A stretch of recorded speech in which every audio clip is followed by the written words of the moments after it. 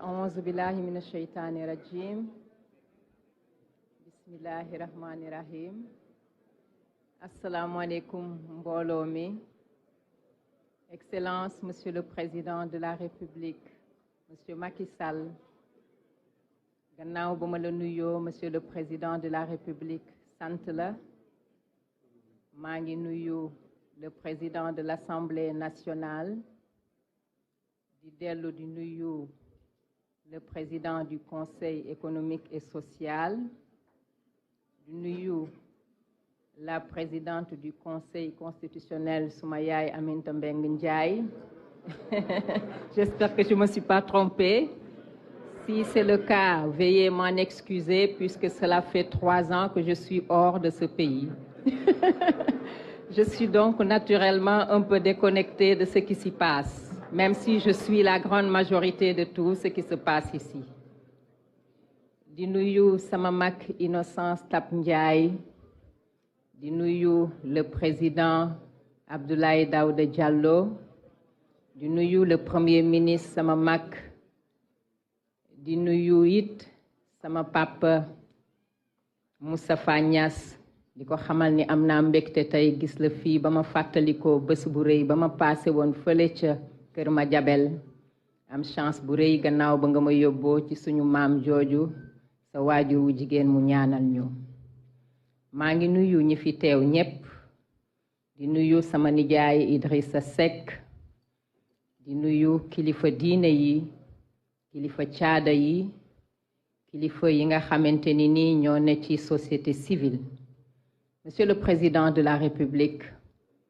bala dara may dellu di la feddali sama kóllëre ak sama sant yoo xamante ni nii am na fu mu commencé waaye amul fu mu jeexee ci fànn yu bari nag moo ko waral bi ci njëkk mooy barki Dembo Njaay dafa am jafe-jafe yu ma fi dund ci kàttanu sunu boroom te seetaanoo ma ci benn yoon foo tollu yaa ngi may nemmeeku di yónni say nit ñu may nemmeeku di ma taxawu kon loolu maa ngi la ciy gërëm di la ci sant gannaaw ba ma sante sunu boroom beneen bi it di nga ma invité ci bés bi tey ma ñëw ci loolu pour man dafa am firnde yu bari te li muy firndeel mooy jox nga ma cër bi nga xamante ni nii moom laa am ci Sénégal ma di ko sante suñuy waajur di la ci sant waaye it jox nga artistes yi cër bi nga xam ni moom la ñu am Sénégal ndax aar defe naa ne kenn mënu koo def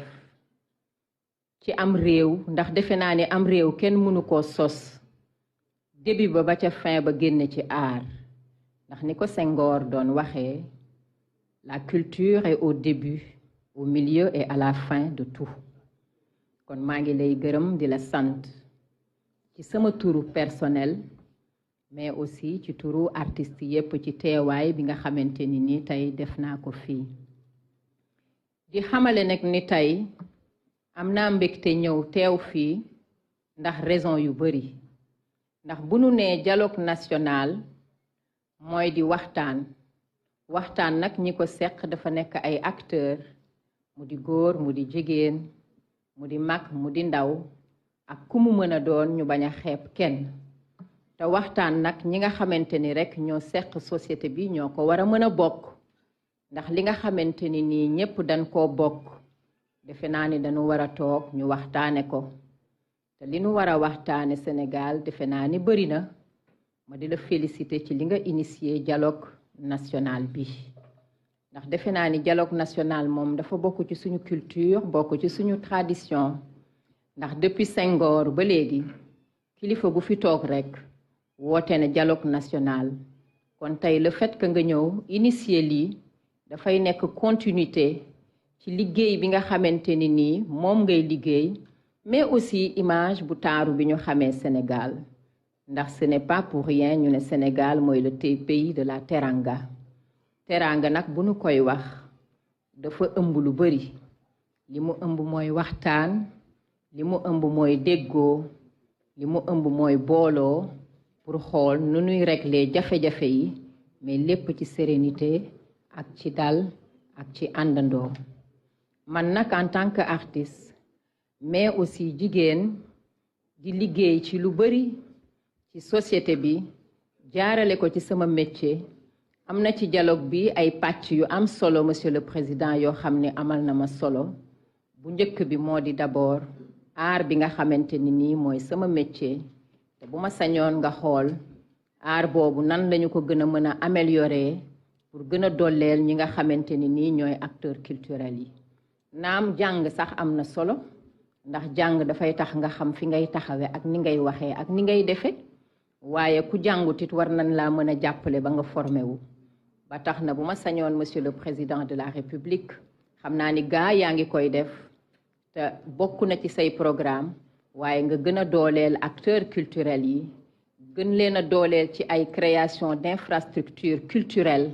yu tax saa yu ñu amee seeni programme ñu war a mën a dem produire fa ndax man damay faral am chance wër àdduna di gis ni que la musique est un excellent vecteur de communication. À travers la musique, nous pouvons changer les mentalités, nous pouvons faire bouger les lignes, nous pouvons créer ce que l'on appelle la paix, renforcer plutôt la paix, la cohésion sociale et la sécurité. ndax way rek mooy li nga xamante ni nii modul fay gis naa ni yaa ngi dooleel sport bi ndax de loin gis naa stade bu taaru boobu nga xamante ni nii defar nga ko fi mu di stade Abdoulaye Wade ma amoon tristesse bu mag bu ma gisee ñu koy inauguré te nekkuma fi ndax xam naa ni bu ma sañoon teew fa waaye bu ma sañoon ni nga defee ay infrastructure de sport yu mel noonu ñu gën ko am ay salle de spectacle ci gox bu ci nekk Sénégal ndax Sénégal du Dakar rek ndax ñene Louga tey jii bu ñu nammee seen artiste bëgg ko gis wala ñene Fatick wala ñene Ndar wala ñene feneen ak feneen duñu mën a ñëw tout le temps ñëw Grand Théâtre wala feneen te defe naa ni tey jii bu ñu amee ay infrastructure culturelle dina tax ku mel ni man yoo xamante ni nii répondre na ci norme yi lu mel ni ay centre culturel même bu dee 1500 ou 2000 places lay def mais qui répondent aux exigences de l'industrie de la musique dina baax ndax dina tax ñu mën a organiser ay tournées culturelles yoo xam ne nii dinañu gën a jaay suñu art te defe naa ni monsieur le président jaay suñu art mooy jaay aaru Sénégal mooy yëkkati drapeau Sénégal mooy tax Sénégal gën a jëm kanam mais ñu def ko ci condition yi nga xamante ni nii mooy yi nga xamante ni nii moo gën a taaru kon loolu bu ma sañoon ci sama tur ak ci turu artiste yépp vraiment ci sa at yi nga xam ne yaa ngi wéy di liggéey nga créer ay infrastructures culturelles pour artistes yi mën a def ay tournées ndax ku mel ni man tey buñ ma woowee ni ma kaay tëgg Tamba la may njëkk a jaaxal mooy hôtel ba may dal ndax am naa xëy na sama train de vie waaye bu loolu wéyee dama ne waa léegi ban salle lay tëggee dañ lay yóbbu ay salle yoo xam ne léeg-léeg lampe ya sax day fay te defe naa ni sa image dina toll foo xamante ni nii doo ko fas yéene doo koy bëgg léeg-léeg donc loolu nekk na loo xam ne monsieur le président ci turu artistes yi daal ñi ngi la koy ñaan muy benn pàcc ci volet culturel xam naa ni nag yaa ngi ciy xalaat te yaa ngi ciy liggéey waaye dañu la koy ñaan ci turu artistes yi beneen bi it monsieur le président xam naa ni ba tey jox nga ko solo bu am solo moo di jigéen ñi seeni àq ak seeni yelleef ak xale yu ndaw yi seenum njàng te boo dee xool jigéenu Sénégal dañu am jom dañu am dynamisme te gis naa ni ci biir mouvement yu bari yoo créé wala ay institutions yoo créé yu mel ni FAISE ñi ngi soutenir di financer jigéen ñi pour ñu gën a wone seen xarañ gën a wone seen jom gën a wone seen liggéey waaye bëggoon naa monsieur le président de la République nga gën a renforcer le pouvoir des femmes par l'autonomisation de la femme par la promotion de l'entrepreneuriat et du leadership féminin mais surtout pour le respect scrupuleux de leurs droits parce que beaucoup de femmes sont bafouées généralement en Afrique te loolu yépp defe naa ni yow yaay suñu kilifa yaay suñu papa yaay suñu président defe naa ni yaay suñu héros suñ ko mënee wax ñun jigéen ñi kon yow rek yaa ñu ci mën a jàppale. beneen bu mujj bi may tëjee monsieur le président ngeen baal ma man gis naa fii ñoo xam ne ñu ngi doon wax 30 minutes bu mujj bi monsieur le président moom lay tëjee boobu moom appel bu may def ci jeunesse bi la ndax gis naa ne jamono yi Sénégal xaw na jaxasoo ndax it man li ma xam ci Sénégal mooy Sénégalu teranga Sénégal avec une belle image boo xam ne man yàgg naa am fierté di yëkkati drapeau Sénégal mais bu ma nekkee à l'étranger di gis Sénégal j'avoue que lu bëri dama ci am kersa ndax li ñuy gis muy violence population bi di ko def musuñu ko xamee Sénégal moo tax may ñaan ndaw ñi à plus de sérénité à plus de responsabilité à plus de citoyenneté et à plus de civisme ndax ki nga xam ne moo jóge bitim réew ñëw investir ubbi fu mel ni benn centre commercial wala mu def ay infrastructure kooku dafa bàyyi réewam gëm Sénégal ñëw investir Sénégal bu dee mer nañu taal ko wala ñu taal bii suñuy jànge suba ëllëg day tax tous les investisseurs daw le Sénégal parce que dañuy ne le Sénégal est un pays violent alors que moi je me le refuse. Le Sénégal fait partie des plus beaux pays, le pays qui nous donne autant de fierté, le pays pour lequel nous avons toujours la fierté de brandir le drapeau. moo tax may ñaan acteurs politiques yi acteurs de la société civile la jeunesse ñëpp retrouver wu autour de l'essentiel pour la non-violence au Sénégal jërë ngeen jëf maa ngi leen di gërëm di leen sant xanaa dama koy tëjee rek sama way wa daal sama way wa ma waxoon laa koy tëjee monsieur le ministre Amadou Ba sunu Sénégal réew mi ñoo ko moom bu nu ko yàq sunu Sénégal réew mi ñoo ko moom bu nu ko yàq kilifa diine yeeg bu aada yi ñépp nanu booloo parti au pouvoir ak opposition nanu diisoo sunu Sénégal gaal gi warul suux nanu diisoo réewum Sénégal gaal gi ñoo ko moom bu nu ko yàqee. Merci beaucoup jërë ngeen jëf.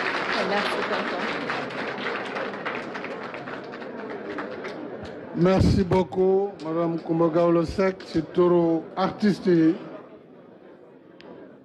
may fàttali ni am na commission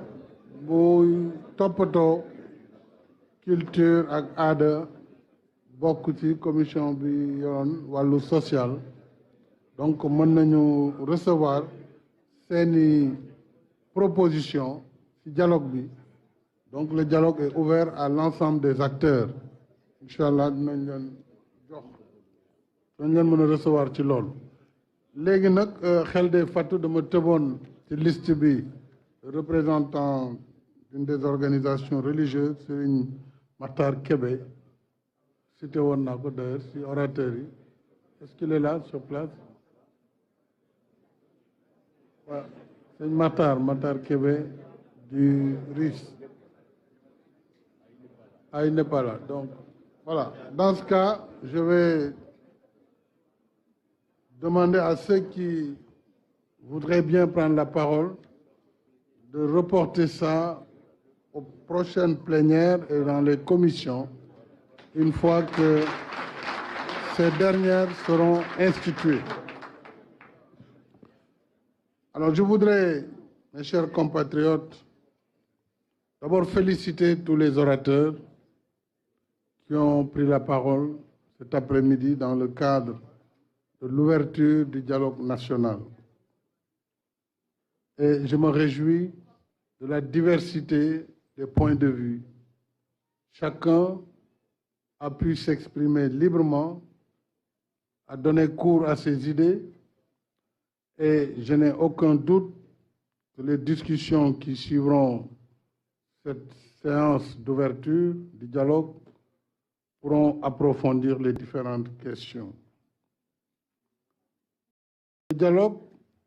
devra s'organiser autour des commissions que j'ai indiquées dans mon propos liminaire. Il nous faut dès à présent finaliser et au plus vite les TDR du dialogue, les termes de référence. Je dirais d'ici le week-end. Maintenant, il faut travailler tenant compte des délais imprescriptibles du processus électoral. Donc, d'ici vendredi, samedi au plus tard, il faut que chaque parti puisse faire parvenir ses propositions en matière de termes de référence dans le dialogue. Bien sûr, nous avons noté tout ce qui a été dit et sous la conduite du président Moustapha Niasse, un secrétariat sera mis en place pour cela et enrichi par les différentes propositions des partis. Je rappelle que ces locaux qui pourront abriter certaines commissions, la plénière, ils disposent d'une salle de 120 places peut-être. Certaines discussions pourront se faire à l'immeuble Bourgie, pas loin d'ici, au 2e étage, un Bourgie face à la Société Générale, contigu à l'IPRES, donc c'est facile à localiser. Pour pouvoir également donner la constitution des commissions, je demanderai au ministre de l'Intérieur qui avait assuré le secrétariat du dialogue politique de faciliter le contact et la collecte de ces TDR qu'il faudrait transmettre au niveau de la présidence du dialogue. Nous pourrons recueillir en même temps la désignation des représentants des partis en dialogue, et là où nous avions des commissions qui sont restées fonctionnelles, nous pourrons consolider. Donc ces présidents de commission, ça ne sert à rien de reprendre le travail. Ces rapporteurs, là où il faut corriger, remplacer, nous pourrons faire très rapidement ce travail afin que tout le monde se mette à la tâche.